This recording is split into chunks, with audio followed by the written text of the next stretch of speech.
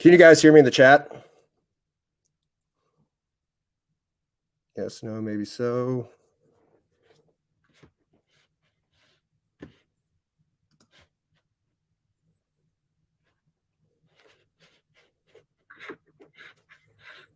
Cool. All right. What's up, guys? BowTiedOx. So I have never used any type of streaming shit. So cool. All right. What's up, guys? BowTiedOx. So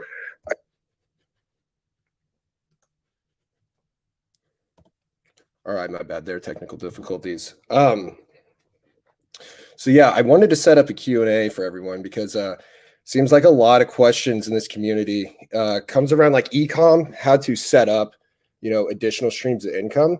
So I just was like, yeah, fuck it. I'll do a little stream. I was not expecting Bull to retweet this and this go this big, but whatever, I'll get into it. So before I see, there's some questions I got over here. Will this be drop shipping? Not in the traditional sense, no. This was not set up with the intention of being drop shipping. So a little backstory was I think it was around 2013, 2014. I was already I've been doing fitness for about, I don't know, a few years at this point. I was a certified personal trainer doing all that. So I was like thinking to myself, I was like, okay, cool. This is cool. But I'm trading time for money. Obviously, that is not how you do this. So I was trying to think of around secondary sources of income. So I got with the guy, whatever. We were like, yeah, why can't we just set up our own, supplement store? But brick and mortar, obviously, the barrier to entry in brick and mortar is insane. Dealing with getting the building, inventory, there's just a whole lot that goes into that. So we were just doing a little bit of research, and we came up, and this is where there's a company called Europa Sports. So Europa Sports is essentially, they are like the distributor of most, like anything you're going to find on bodybuilding.com, any major supplement brand, they're a distributor for them. So we found their website. We're like, oh, that's kind of cool. Like, whatever, what's this? There was, we were on the website, and they had this web fulfillment tab. And mind you, I've never done e-commerce, anything like that. I'm looking at it. I'm actually on their actual, let me drop the link in the chat real quick.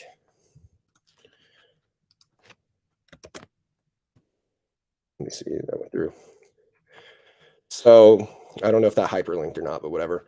So we're sitting there, we're like, web fulfillment, what's this? We're like, okay, so basically we set up a storefront.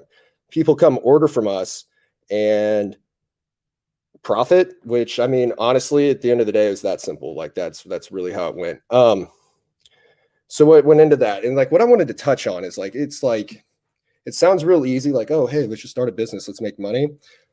There's a lot of hoops we had to jump through. So a big thing that goes, like, I feel like vastly overlooked is like, you need to have proper licensing and a business license to be able to sell this stuff, because otherwise, like, these companies are going to laugh at you. They're going to be like, who are you? Why should we sell to you? So the first thing is, if you want to become if you want to reach out to a vendor, like, be legit. I think they have their checklist here. They do. I mean, it's pretty extensive. Like, you've got to have, obviously your current business license, resale certificates, yada, yada, yada. And then you'll reach out, you'll get like essentially like an account executive, and they take care of you. They'll make sure you get everything set up. So that's what you got to do. So that part, it's, I would say roughly, I'd say you could probably bank on about $1,000 going into all the legal side of things. But before that, even, I mean, obviously, to have a viable business idea, you actually need to have the product. You actually need to have like a way to get that product to your customers. But you're obviously going to need your name, website, branding, whatever. So we came up with a cool name, did whatever. So this is what's huge. Before you're even approved or doing anything, you need to have your domain locked up, and you need to get emails. How you get those emails, whether it's organic, for me, how I did it was like, I had clients, a lot of clients. So it was like, hey, we're going to be releasing these products. Like, here's the link. Go there. Obviously, very simple. You just have a capture page. Most places like Shopify will actually have a default landing page, which is, it works. Now that I've been doing this for a while, there's way, way, way better ways you can do landing pages. That's a conversation for a whole other topic. I could go on landing pages and copy and all that for hours. But so essentially, right before you even do anything, you want to be capturing emails. Bull talks about this in efficiency, I believe. Like, you need to know if what you're doing is actually going to work.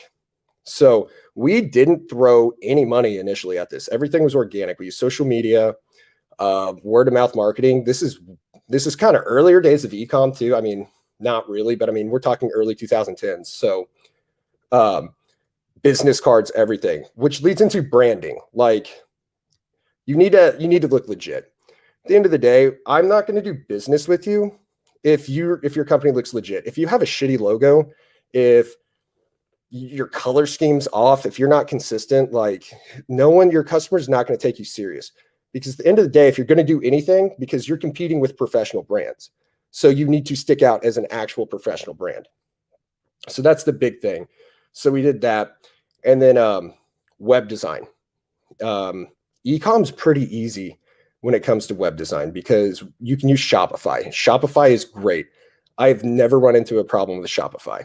You can definitely, if you know how to code and you want to take that time, you can build something beautiful. But generally, if you look around at the brands that you're buying stuff from, there's a really, really good chance they're using Shopify anyway. But within this, so to get back to the actual business, we go through them, we get approved. So now they had I believe it was just a third-party app integration, and it automatically sifted through, gave us all their products, uploaded to our store, and then we're looking at, we could set the prices. A lot of these companies, especially if you're doing resale of any type or any type of retail, there's going to be like the MSRP price. You have minimums, like you can't undersell, even if the margin's there. There's some places legally you're not going to be allowed to go lower because like you'll just corner the market. So we integrated all these products in, and so what we did then was we chose, hey, like what do we think are going to be the best? What are going to be, maybe not the best, and then kind of tailored the page to what we thought at the time. I mean, young. I think I was 18 at the time. These were like, what products do I use? So we then, tailored it to that. And then that's where once it's set up, then it starts to get into the fun part where you start running ads. You start actually like really growing and scaling the business. But to get all this set up, it sounds easy, but it's like probably you can get this set up in 2 weeks. So again, I got to put an emphasis again on like web design. Like if your website is not perfect and you're not running proper SEO, you don't have good content on there, because like blogs in the traditional sense, I don't really think blogs are great. But for a website, when it comes to driving SEO, like it's very important to have some relevance. So for these were bodybuilding products. So obviously have a top 10 guide, like top 10 best proteins, or like a fat loss guide, something that's going to drive up in the ranks for search engine optimization. And then also that is going to draw people in. Like you can post the link on, back then, Twitter and Facebook were huge. So write the article up, do a little write-up, boom, write it on there. That was a good way to get organic marketing. We worked with a third-party marketing advertisement agency, and that's where it's really important to get the copy that's going to convert. So what I found that to be was very just visually appealing, especially for a product that's as simple as like bodybuilding products. Like, we're not reinventing the wheel here. Like, you're going to post ads of dudes shirtless, looking jacked that you want to look like. That's the name of the game. So we got this started, and through just different processes, this really became automated. It became to the point where it was like, okay, cool. Like this ad works, throw more money at this ad. And we were not dealing with the big budget, but you'd be surprised the amount of impressions you can get for just a few $100s a month. Google Ads was a big way we were driving audience there, just because like we weren't selling anything special. It sells itself. People are already going to buy these products. So it comes down to like, how am I going to get you to the store? What words am I going to use? Really, the SEO was the big part. Drop shipping, Mark Nelson just asked. Yeah, I mean, yes, but not in the traditional. When I think of drop shipping, I'm thinking of you're going to use like Alibaba or something like that, and you're going to get some third rate, just crappy product from China, and you're going to ship it out. Like, this wasn't necessarily that. This was more of a actual, like, if we wanted to, which we did for some products, because I was working at the gym. So it's like, I would actually keep some inventory. You could have inventory. It wasn't like pure drop shipping, like, especially the courses that get advertised nowadays, because, like, to be quite frankly, a lot of these courses are pretty garbage. Like, you can convert, don't get me wrong. Is there money in drop shipping? I don't do drop shipping. I'm sure there is money in it, but at the end of the day, it's really, I don't know. I view it as a subpar business model. If that's how you make your money, great. But you're not really building too much brand equity there. If you didn't use blogs for content, how did you get your? I did use a blog for content. What I'm saying is a blog. Like, if I start like BowTiedOx.com, which I own for like archive purposes, a blog is its own business model's pretty trash. But for an actual storefront, SEO, search engine optimization, you want to be on the first page of Google. If you're on the first page of Google, you're probably going to make some money. Like, it's as simple as just getting the impressions and exposure. But yeah, blogs are useful. Video content, nowadays, especially, video content is huge. Instagram changed the whole game, because especially, if you can find influencers, they have the best tool ever made for marketing was a swipe up in the stories on Instagram, because all you have to do is get your product to an influencer, offer them whatever commission rate you're going to give it to them. And, essentially they're just going to drive customers to you all day. Let me get some of these more of these questions. I see you're basically being a specialized distributor of known brands. How did you research your competition, or did you just slam in? I was 18, kind of just slammed in. The initial audience was built off of word of mouth. Like, I was a well-known, respected personal trainer at the gym. The gym had one of those huge Globo gyms. So it was pretty easy for us to drive market. Then what we would do is we would go to different fitness expos, bodybuilding competitions and all that.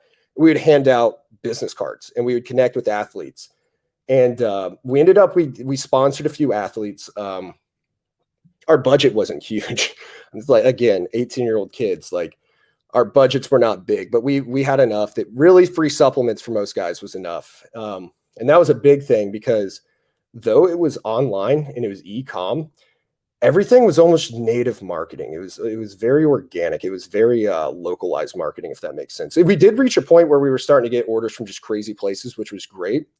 But really, it was all about, like, hey, I'm Ox, like, come buy these fucking products from me, because I know what I'm talking about, which is why, like, reputation in any business is pretty important. Let me see. Yeah, white label's great.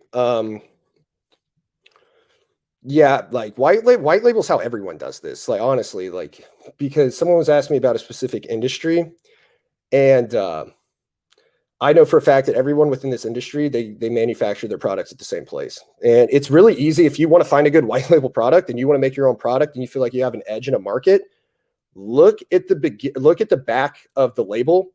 And 90% of the time, you're going to see where it's manufactured at. And it's sometimes as easy as just giving them a call, and boom, you have your product right there, or your manufacturer right there. Paid marketing in the beginning, we really didn't play around with that until probably a few months in.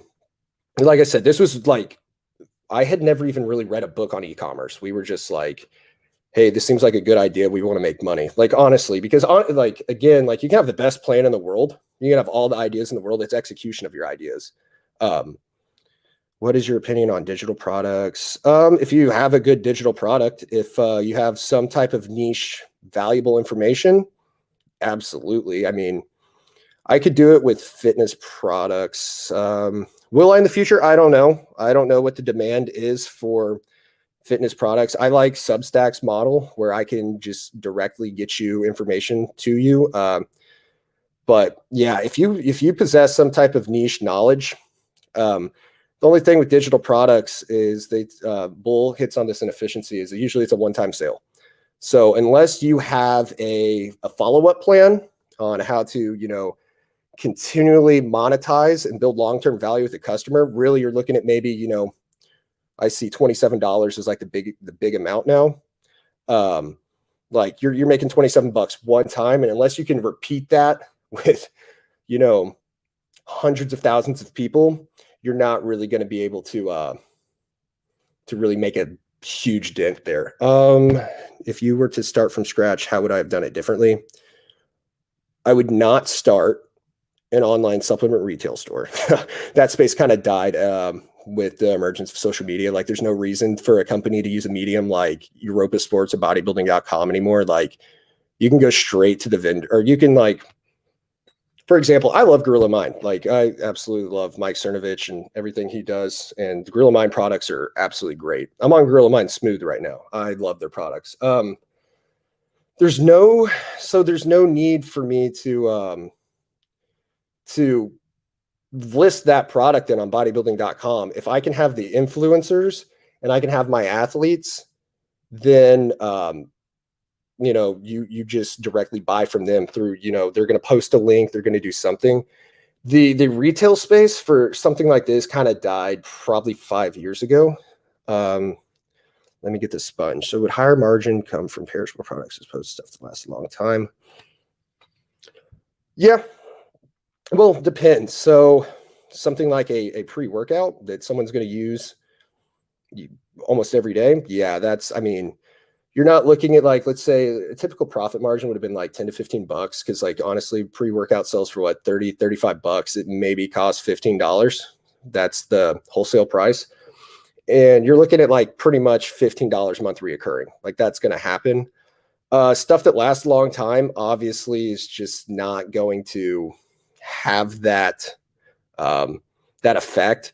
If I only need to buy something, which I actually have a product right now that you only need to buy 3 months, and it's got the same profit margins, yeah, I'm going to get beat every time by something on a, say, monthly basis you're going to need to buy. Let me get to some of these. So are you rebranding as existent? No, I was selling Optimum Nutrition. You name back, I don't remember, this was so long ago, but you name it, and the major brands, Dynamize, BPN, all of those, like that's who we were reselling those. We were GNC online. This was before a lot of companies had a really good online presence too. So that's why this worked then. Nowadays though, it would be, unless you just had the platform already built and had that reputation, nowadays a market like this just isn't going to really exist. How much starting capital? Depends. That really depends. Some businesses are going to have super high barriers to entry. If you want to manufacture your own like supplement, tens of thousands of dollars. If you want to manufacture them and you want to own the manufacturing, hundreds of thousands, if not touching millions of dollars. If you want to, I'm trying to think of a way how to describe something I sell without completely doxing what I do. But if you were going to build, yeah, this is tough. This is tough to explain without me completely doxing what I do. But if you're going to just start like a single product, let's just say cost about $5 to make, and you have a good source and you're getting from a manufacturer that print on demand would be a good example here. Like a print on demand business, especially, and I'm not saying print on demand in the terms of drop shipping. I'm saying like you don't really have a minimum order. You can get 100 if you want inventory. You can get 10,000 if you want. If you're testing the market and you don't have that demand, like you could probably get started for $1,000, 1,200 or 1,000 to 2,000 bucks. If you're gonna have that huge demand though, last thing you want to do is sell out really quick. And then like, obviously for brand longevity, it's not going to look good if you're the person that never has their actual product. Did you ship directly from so they did web fulfillment. I've got it pulled up right here. Essentially what they did was, I'll read directly from their site. We ship orders from one of our many strategic located distribution centers, which means less time in transit and lower shipping fees, blah, blah, blah, blah. So yeah, essentially they had the products, and yeah, we just pretty much, we offered a marketing medium. That's how we did it. Like, we marketed it, and if you bought from us, awesome. Which again was like, it really worked because of the organic market we had built up. So like paid advertising, I used the crap out of paid advertising now, but like, I cannot knock organic marketing because that is huge. That is huge, and it's very, very, very cheap. SaaS, I assume you're saying SaaS, software as a service sales. Yeah, I couldn't even begin to, I learned what that was like 4 weeks ago. Yeah, I'm not in that. I don't really, I get it, but yeah, that's not my thing.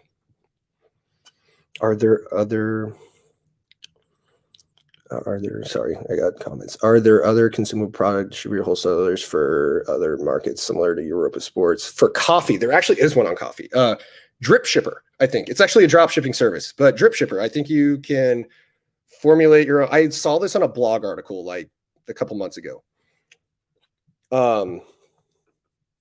Drip Shipper, yeah. It's literally, I think they just let you slap your marketing on coffee and they let you sell it. I think they drop ship it for you too, which if having inventory is a big deal, that eliminates that problem. How did you handle returns? Gracefully. Just took them. Honestly, we didn't really have, I think our rate was only like 5% returns. So like, it really wasn't like that big of a deal. We just gave them their money back. It was not worth dealing with the headache of like, maybe we got scammed a few times. Someone used some of our product and then we're like, hey, this didn't work, whatever. But honestly, we just took it for what it was. If the rate was higher and it was actually cutting into our profits, yeah, that would have been a big deal. But yeah, it really never became an issue. Let me read some of these more. Any other business you started other than the subspace? Yes, but I'm giving out this idea because I'm not involved in it anymore, and I don't have any intentions of getting back into it. I do have other businesses, but I'm not, for the sake of like my own market and doxing myself, I'm not going to get into my other businesses. Blog. I think it was like a premium Shopify add-on. I think it was like $50 a month. I don't remember off the top what it was. It looked similar to WordPress, but that's what we used. Just got good featured images and just wrote keyword articles, really focusing on like, so if you're selling fitness products, like obviously you want to hit on, build muscle, burn fat, those typical keywords that people are going to be Googling when they're looking at your products. Someone has a good pizza, they tell 3 people. They get a bad pizza, they tell 10. Yep, that's pretty much it. And especially if you give terrible customer service, you're done. Like your worst customers will be the ones that talk the most. So that's really important. They're the ones that will leave bad reviews.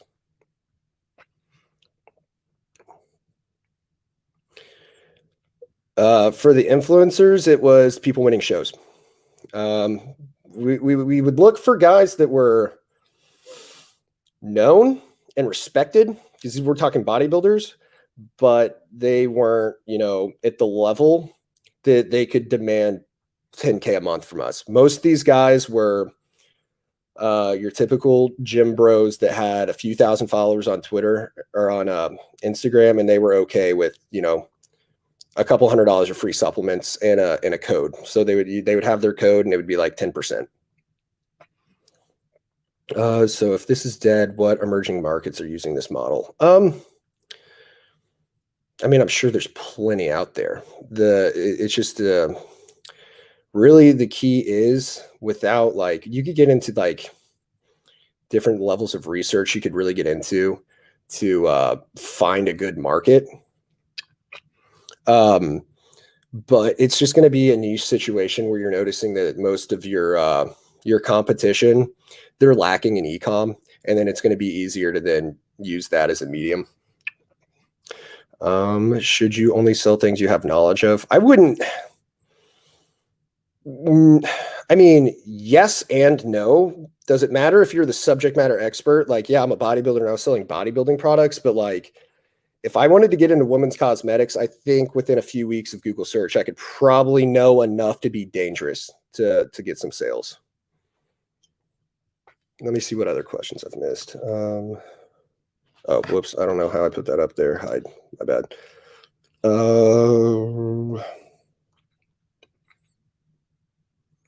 Yeah, like this. Yes, long-term value is the key. Like you can lose money on gaining a customer, but when you gain that customer and you retain them, that is where you make money.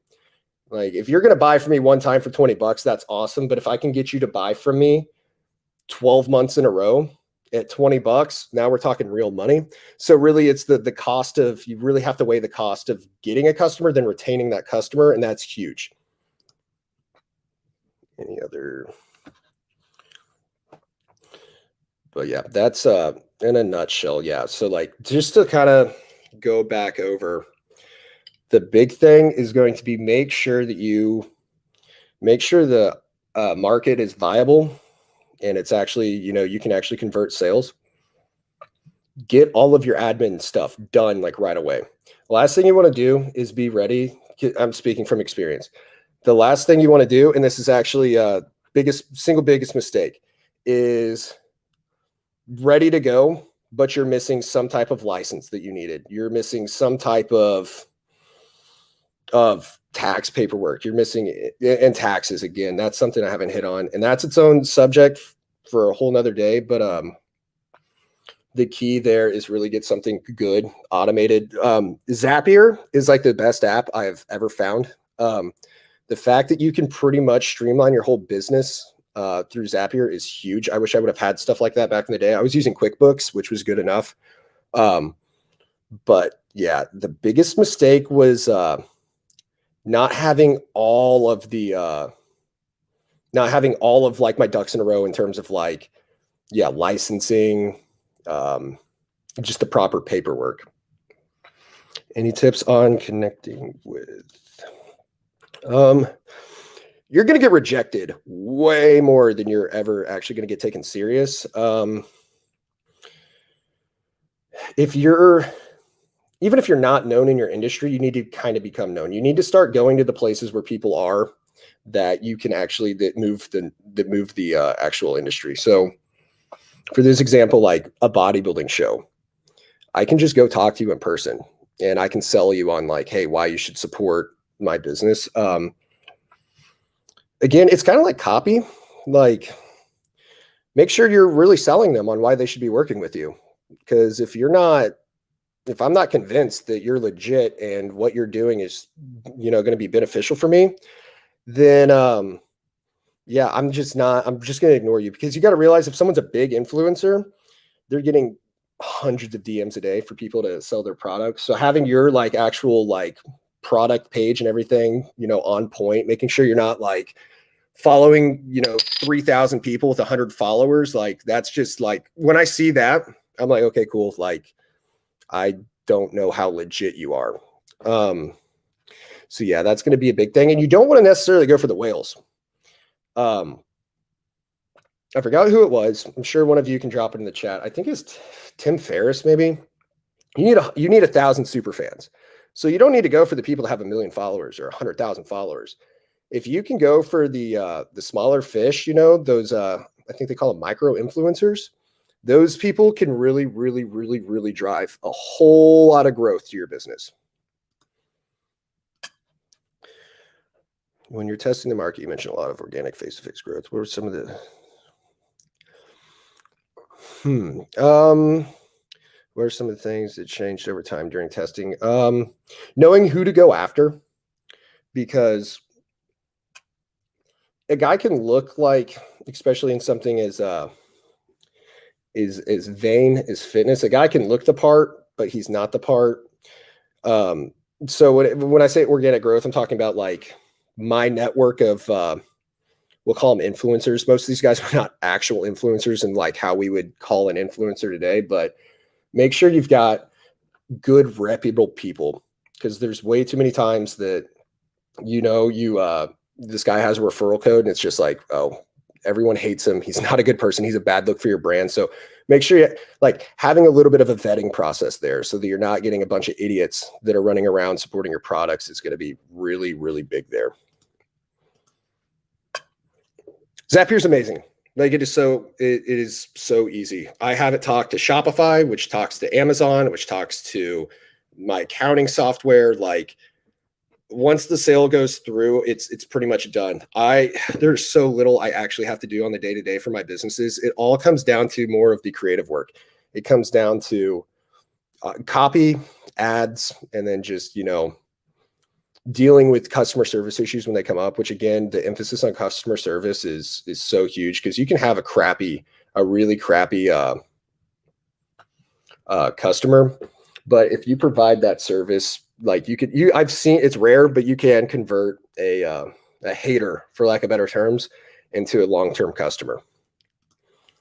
What was the 80-20 for your bottom line? Will you elaborate more on this? I'm not sure I know exactly where you're going with that.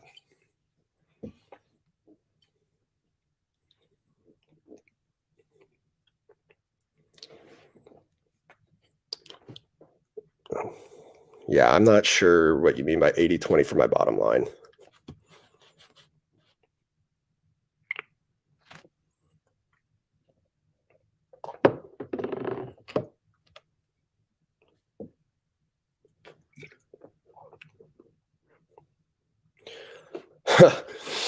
All right. If a person's business model is selling you a course on how to be good at that industry, they're probably not that good at that industry. There's good courses, don't get me wrong, but for the most part, like, yeah, I'm very, very, very, very skeptical when someone's business model is selling me a course on how to make money in that industry. I really, really avoid, I try to avoid that like the plague. Also, if you like really just knowing what you're talking about, you can kind of sift through the bullshit out there, because obviously if I know bodybuilding and I've got someone just spewing out just complete bullshit, it's going to be very, very, very easy for me to be like, okay, yeah, they're not legit. Cut them off.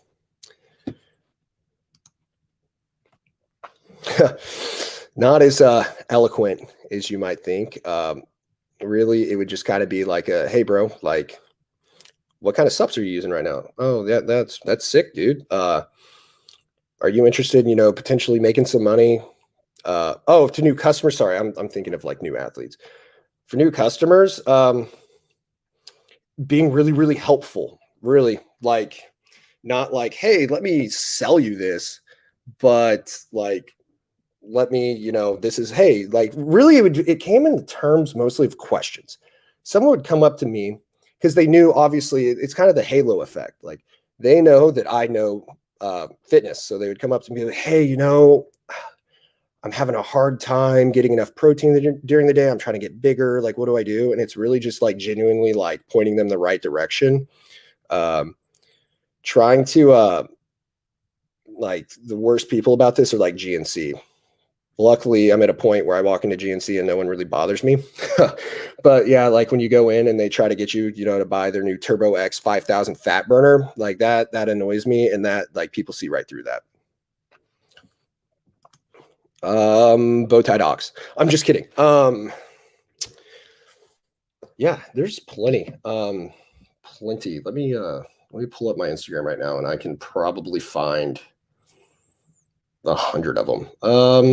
I'm gonna go to the Gorilla Mind, because he's got a lot.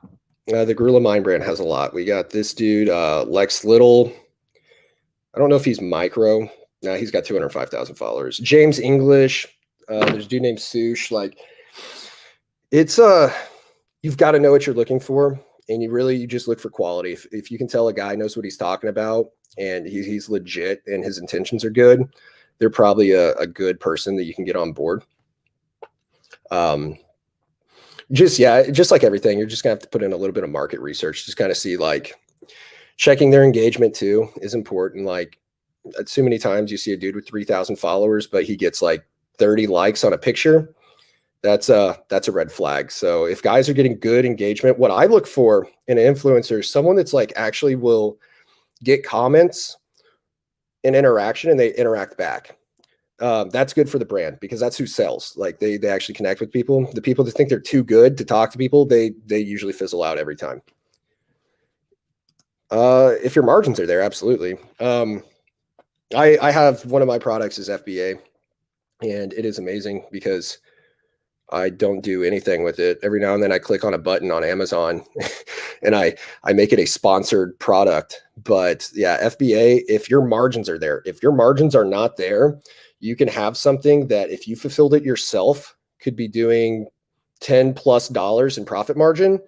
And if it's not a high ticket item, you can be looking at like making like $3 per, and then you have to look at like your cost to acquire customers, what you're spending in ad spend and everything. And it's like, okay, is this worth it? Am I really making money here? That's why you really have to know your numbers, because too many times I see people, they get into this and like, oh, cool. Let me, oh yeah, this is a $10 profit margin. They throw all this money into ads and they think they're making money, but at the end of the month, they're like, what? Like, this doesn't make sense. And it's because, yeah, you lost your entire margin and fees, and you spent this crazy amount of money. And another thing that creeps up on you is it's just like real life personal finance.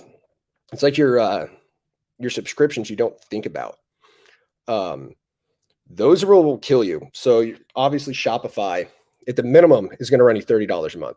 Then you're running a blog software, whatever, which $50 a month. Then you're running this third-party integration, this third-party integration, this third-party integration. Next thing you know, you have $500 a month going out to just, different apps to support your business. And if you really don't have a handle on those numbers, you can kill your entire margin simply by just letting your expenses run out of control. But yeah, is FBA is viable. Again, there's like this big misconception out there that what has worked for other people is going to work for you. At the end of the day, the easiest way to make money is to create a good product, a good high quality product that is not like, you can play the market research game and check reviews and see who's just, crushed it and not. But if your execution isn't to their level, like, you're probably just going to get swallowed up in that market. So really just having a good product that stands out is what's going to do it. When I'm referring to FBA, I'm referring to you have your own product and you're simply just using Amazon as the medium to store your product. So you're not actually sitting there fulfilling orders all the time. I build my own products. I did a lot of research, contacted manufacturers, got the exact specifications I wanted. And now I actually hold my own inventory. And yeah, for some things, yeah, I'll let Amazon, but like Shopify, I fulfill my own Shopify orders, so it's easy enough. But that's what I currently do.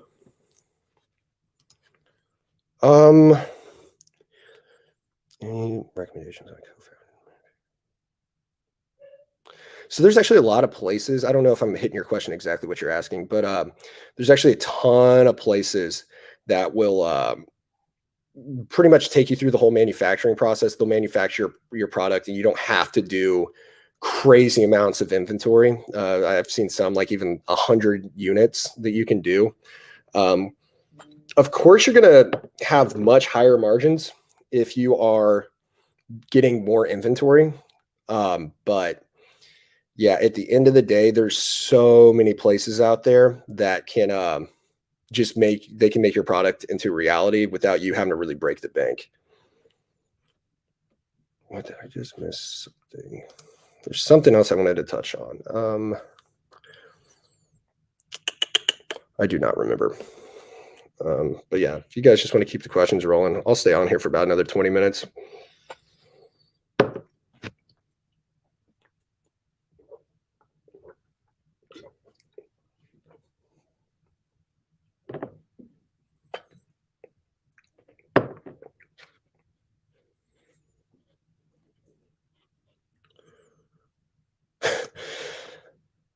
I could, but I would the ones that are coming to mind right now would absolutely potentially destroy my own market. So really to find a product that you're interested in selling or you think would be a good sell and figure out where it gets manufactured. And it's super, super easy to do so. It's literally just look at where products are manufactured. You might hit, you might miss, but looking at the back of anything and saying, oh, manufactured at XYZ, give them a Google search, and then, oh, boom, there it is. Give them a call, and there's a chance that they'll manufacture for you. What are some industries you think a young person could become an expert in? Sky's the limit, honestly. Like, it depends. Like, what kind of store are you trying to do? Retail store? Retail's it's a different beast because like ad spend is really, really, really going to when it comes to online retail, you're playing with some big fish out there. Really, just think of within an industry. Think of like something you just think's missing, and it can be as simple as you want it to be. But the odds are, if you want it and it doesn't exist, there are people out there that want it, and like throw some money at it. I have no idea anyone's financial circumstance. Like you could be on your last dollar, you could be rolling, but like at the end of the day, you're not going to miss out on $1,000 you threw to try to start a product. If it fails, awesome. You're going to learn. So I'm talking about like the success I've had in ecom, but for every success I've had, I've probably had about a dozen failures. So and all you need to do is be right literally one time. And if you're right that one time, I mean, there's no telling what could happen there. So anything, like honestly, anything, like if you know an industry well and you know it in and out, you can really develop your own product. If not, just do research on industries that you think you could break into. It's really going to come down to just what could you improve on, what is there a demand for, and how can you do it better than everyone else. That kind of just hit on that. Both. One of my products right now, every single product in the industry was absolutely trash, and I wanted something that wasn't terrible, so I made my own, and it ended up doing very well because, like, for those reasons, I improved on the product and I actually made a really good product. Product ideas again they're going to come down to just there's going to be a gap in any industry. Find that gap, and like you can really, really, really, really capitalize on that. Oh, what's it called? So there's this course that is very, very, very, I think it's called Jungle Scout. I've heard it recommended a bunch of times, and they will show you what is kind of winning on Amazon, and Amazon can be a really good place to get a general, gist of what's going. Let me make sure I have the right info for you. I do not want to send you guys down the wrong place or send you to some sketchy website. Yeah, Jungle Scout. It's an Amazon selling software, and it'll kind of point to what products that are winning at the time or not. So that's a good tool. Customer research, really. Again, it's going to come down to knowing your industry and knowing what's missing in it. Thank you for joining. I try to be beautiful. I don't know if I'm beautiful, but if you think I'm beautiful, that's all that matters. Thanks, Frankie.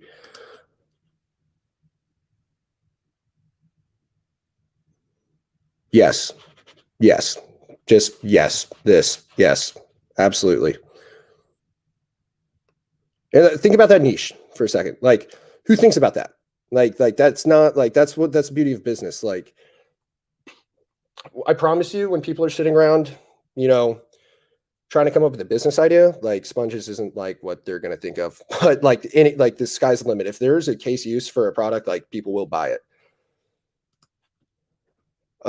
Basic skills you're going to need.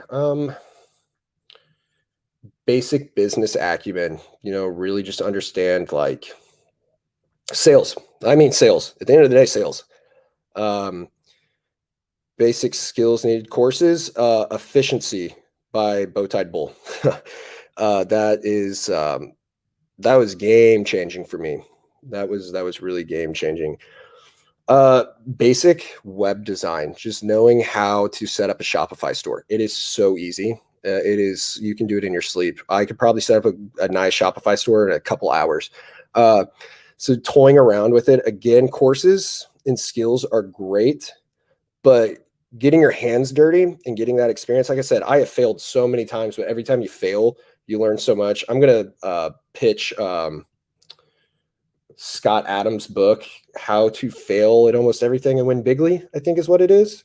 But he gets into that. Like every failure is like, I'm telling you, you learn so much by failing. It's insane. Yes, 100. So what it comes down to for targeting insecurity, emotion, fear is, I mean, that's like rooted into our brains.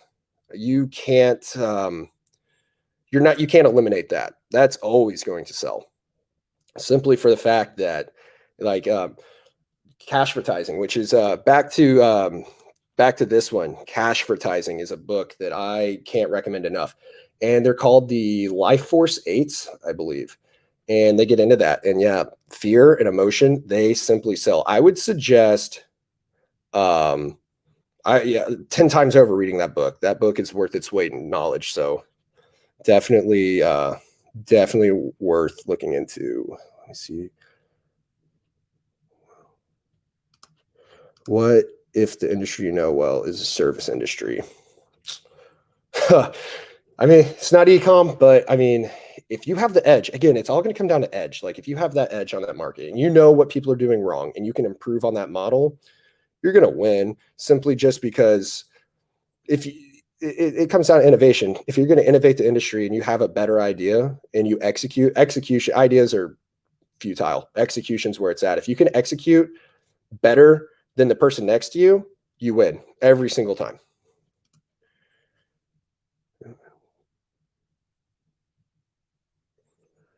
Where would I focus ad spend? I'm biased, but Instagram is, because it's so visual and it just, no one has an attention span anymore.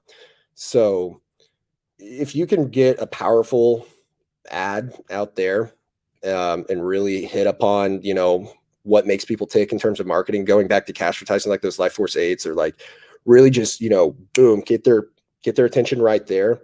That can convert very, very well. Yeah, Instagram, you can't go wrong. Again, influencer marketing is another thing that's super, it can potentially like supercharge your business. You get the right person on board, you can do a lot of stuff with, relatively, honestly, sometimes it's as easy as sending out some free product. That's it. If you follow me on Twitter, and for all of you, like if you want more like one-on-one, like pick my brain at some stuff, I'm not like this ecom guru. I am literally a bodybuilding ox, but I know enough to be dangerous. So if any of you at any time want to like hit me up, more one-on-one and talk about things, I'm always down to break that down a little bit more. No, thank you, bro. Thank you. Do you think social are better than others? Instagram again. Like it's kind of, at least in my worldview, especially with like the new Gen Z millennial crowd. I don't even know who's who anymore. Everyone's on Instagram. When you see people on their phone, they're on Instagram. Snapchat also, their ads. I don't really play around with it that much, but I've talked to people. For some people, Snapchat is like absolute gold for marketing. But Instagram just to me feels like the perfect medium, just for the fact that like you can really catch that attention really fast. And then obviously you can plug in the button at the bottom, shop now, learn more, do whatever. It really it's so good at just capturing the attention, call to action, get the sale. It really lets you get personable because storytelling sales, that's what it is at the end of the day. So depending on your product. But it also, yeah, again, it depends on your product. Like for something that's more an emotion-based product, yeah, that's great. For something that's going to be more, you need to really, really dig into the actual like logical side of people's brains. Yeah, your Facebook isn't dead though. Like, yeah, Facebook's for boomers, but I mean, they have money. So it's really going to depend on your product, but I'm extremely biased on Instagram. Ooh, I lost everything. Anywhere between $0 and $1 billion. I cannot give you an answer on this. Most businesses fail. Some businesses become Amazon. I don't really have a definitive answer on this one. I don't think there really is one. Not to be a dick. I'm sorry if like I'm coming off as a dick here, but yeah, there's just not really an answer for that. So if you have an EDU email address, I believe Bull will send out a copy of the book. I've actually been asked this a lot. I don't know. Maybe worth hitting up on Twitter. I don't know how fast they'll get back to you or whatever, but yeah, I do not. Their Substack though, what you want to learn, their Substack really hits it well. I think they just posted last week. I think it was the 1 million US trash token in 10 years. And I believe they hit a little bit on Ecom, maybe. Hit me up on Twitter. Hit me up on Twitter. Yes. Clothing for niche MMA sport. How to start? Obviously, beyond, gauging the demand for the product, it's going to simply just be locating manufacturers, prototypes, and getting sorry, I just got so distracted. ADD.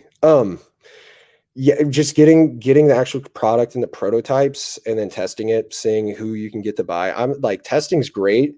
If you don't have the bag to test it, then talking to people at the local MMA gym or whatever. Again, if you're comfortable with talking about it, DM me on Twitter. Let me, like, if you don't mind, like, I'll take a look at it and let you know what I think to give you better specific advice. Yeah, I was gonna say, like, Facebook ads, like, it's boomers, but yeah, they spend money, and that's a pretty cool niche. I might have to hit you up. I'm just kidding. I quit that a long time ago. I'm Ox, but I appreciate it. This is gonna come down to common sense, not to again give like kind of a bullshit answer here, but if you're seeing a new store pop up every day, it's probably not. Maybe it is a good market because there's obviously a huge demand there, but like, yeah, if you're seeing products pop up every day, it's probably starting to get saturated, but it's going to come down to knowing your market, knowing, okay, are these good products? Are they covering the basis? Because it's getting a lot better, but early like 2010, when I was in supplement sales, like those products were bad, like dangerous. They were not good. And like back then, if I would have had the money to just throw, $100,000 into a supplement brand, like I probably wouldn't be doing a Q&A. I'm just kidding. But yeah, it's going to just take that knowledge, that intimate knowledge of your market, and just knowing, is this over flooded right now, or hey, is this a good time? There's tools, like I said, you can use for market research, but again, like it's really going to come down to just knowing your market. Yes, this is it right there. This should like be, if you want to get into any type of sales, this should be just ingrained into your brain, because this is what sells, right? This is what sells right here. Sex sells. Seriously, like sex sells. So depending on your product. Some of these aren't going to be, obviously I'm not going to try to use baseball gloves to sell sex, but bodybuilding products, obviously, like, yeah, if you're jacked and fucking juicy, yeah, you can sell sex there. Yes, yes, I saw that too. No, thanks, bro. I appreciate you. Click funnels. I never really toy around with, like, in terms of like ad farming, if that makes sense. But what was game change? Just really getting an understanding of your conversion rate.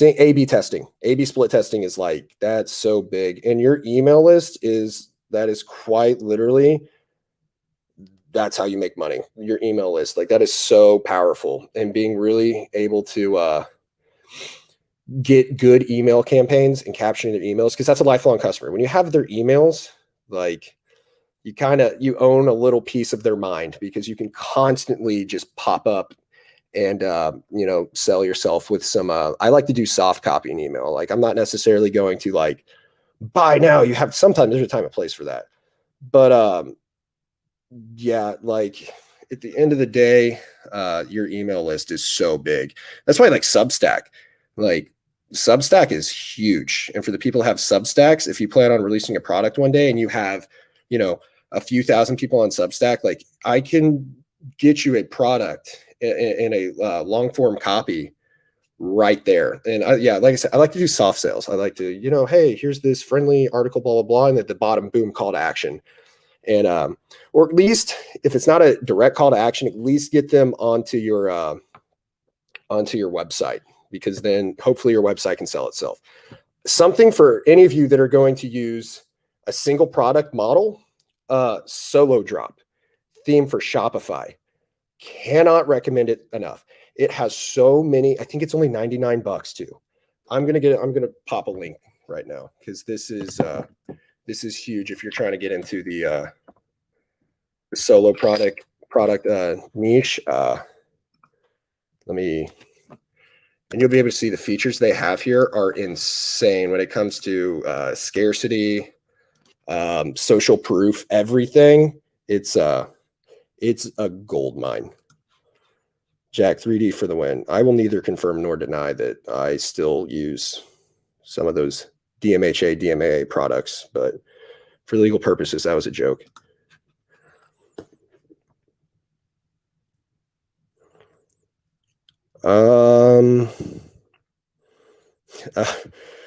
I wish I could give you a better answer on this, because they tell you it's probably a bad idea to take advice from, like, a pro athlete on how to be a pro athlete, because they were, like, genetically, just gifted there. I have high energy, so that's never been a problem. Make sure your hormones are in check, first of all. So, like, obviously low T will absolutely destroy you. Ever since I started TRT, I have energy unbound. I don't like to even sleep. Just motivation's stupid, but just if you can get in the habit of, like, really grinding it out and just realizing that, like, don't feel sorry for yourself, for lack of better terms. Like, you just got to make it happen. If you want to make it happen, it'll happen. If not, but yeah, a trick you could use there is just waking up early and knocking your shit out early in the morning. And then by the time you get done with work, whatever, working out, and you're tired, you've already made some good headway on projects you needed to work on.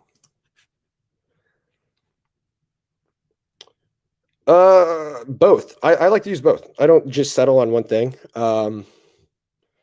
Getting a video of people using your product and then, achieving whatever desired result, that's huge, and that's powerful in itself.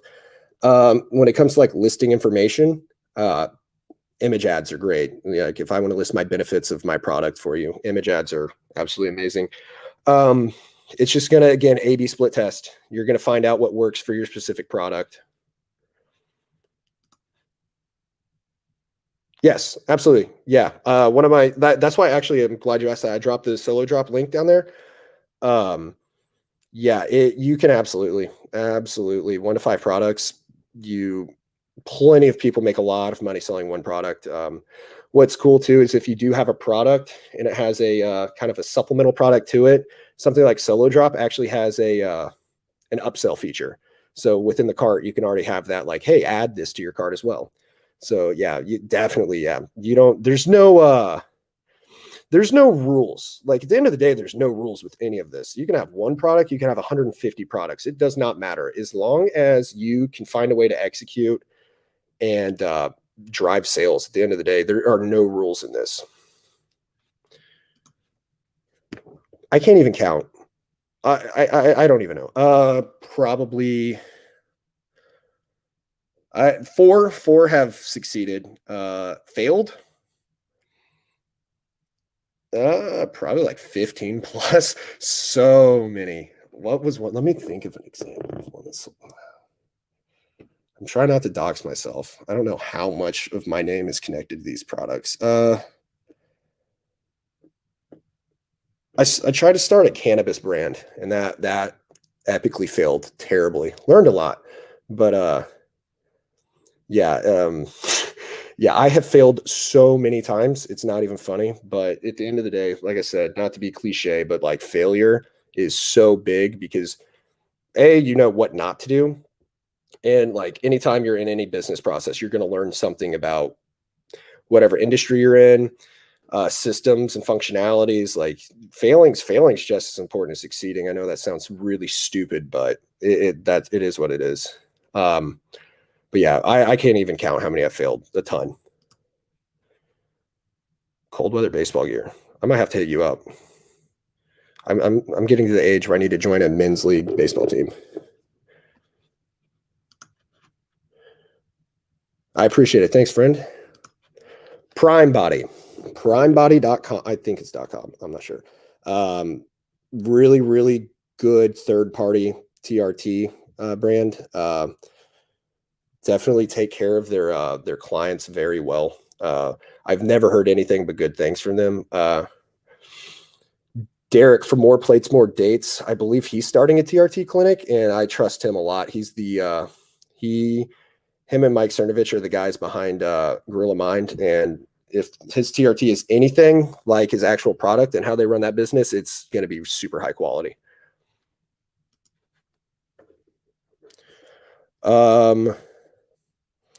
Yeah, don't be like me and being an idiot and think that you can run a business outside of a legal state, but try to make it in a legal state. And then, yeah, that's a story in itself. But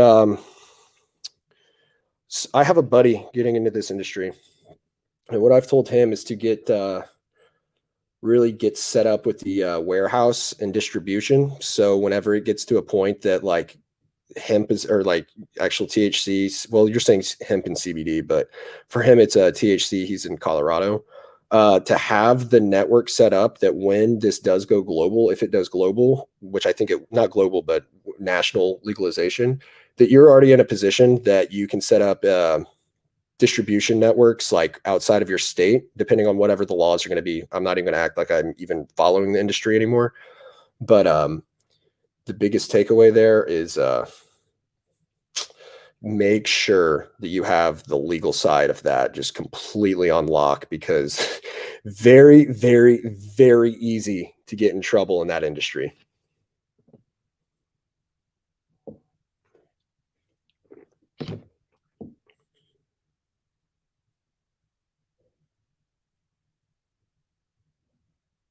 All right, cool. I was checking Twitter. But yeah, that's again, that's like a damn, this has already been going on for an hour. Oh well. Yeah, I'll chill out for about 10 more minutes, see what kind of questions pop up. But yeah, the biggest takeaway though is like do it right the first time. Make sure you have everything just in place, because like I said, the last thing you want to do is really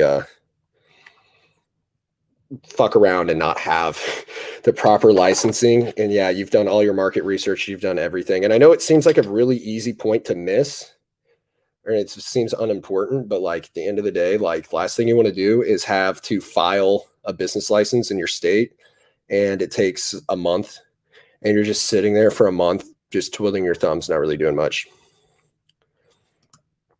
200.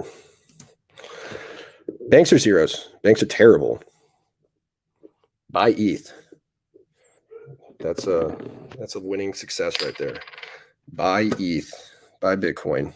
Subscribe to BowTied Bull Substack, because like that's just free alpha. Not free, but cheap.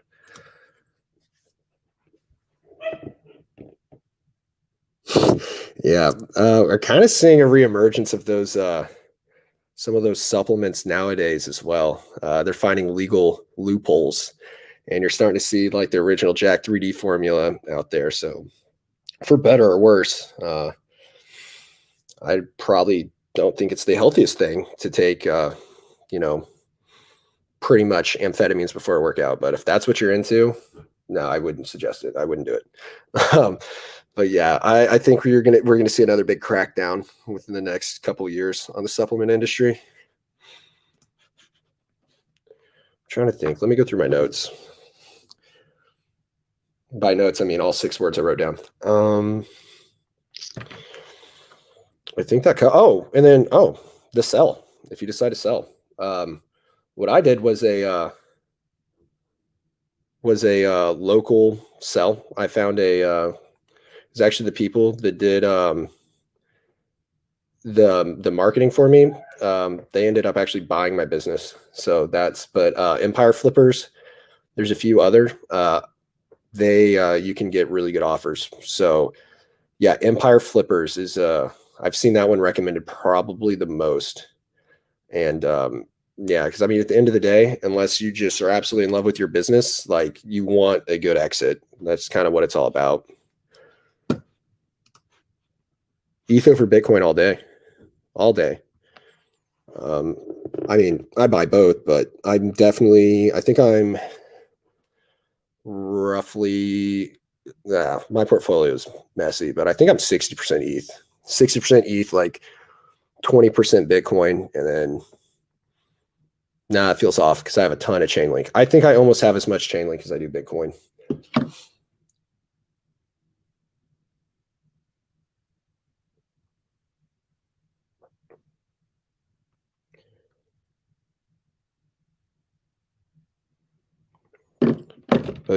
But yeah, if I'll go on for 2 more minutes. Yeah, any other questions, just shoot them this way.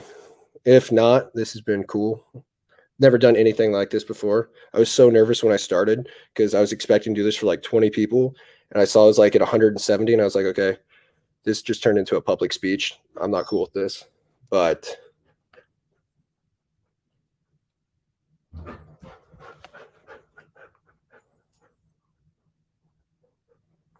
yes, I do not give financial advice, nor do I give health advice. I am not a financial professional, nor am I a medical provider. So take everything I say with a grain of salt. This is my random ramblings.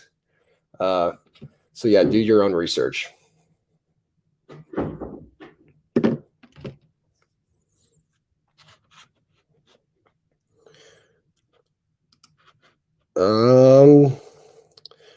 If you can get 5 times multiples or over, you're crushing it. So, yes, the 5 is like what you're 3 to 5. If you get a 3 to 5 times multiple, that's your target. Anything above that, just consider yourself blessed and pat yourself on the back.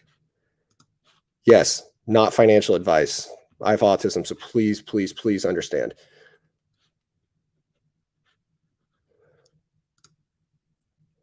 Yeah, I saw that.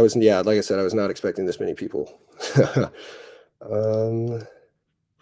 Hey, I'll take that as a compliment. I guess I'm learning new things every day here in the jungle. I appreciate it.